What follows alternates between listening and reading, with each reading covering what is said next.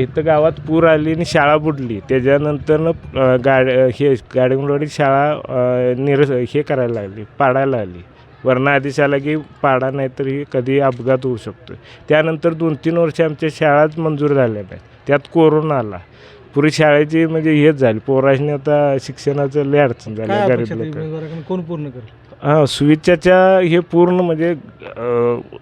म्हणजे आत्ताच नाही, जवळजवळ 10 वर्ष झाले तिने म्हणजे रक्तदान शिबिर किंवा आरोग्याच्या तपासणी असे म्हणजे माध्यमातून बरेच कामं केलेले आहेत, संपर्कात आहेत. आणि आम्ही म्हणजे पहिल्यापासून बघतोय सुद्धा. रात्रीचं 2ला कुणाला रक्त कमी पडत असेल, काय झालं असेल तर फोन केला तर ते कार्ड देऊन, फोन लावून रक्त उपलब्ध करून देणे अशापर्यंत सुविधा त्यांनी पुरवलेल्या आहेत. आणि असं नाही की राजकीय म्हणजे आमच्या पार्टीचा ते दुसऱ्या पार्टीचा असं कधीही त्यांनी उल्लेखसुद्धा नाही. कुणाला पाहिजे काय असं विचारलंसुद्धा नाही.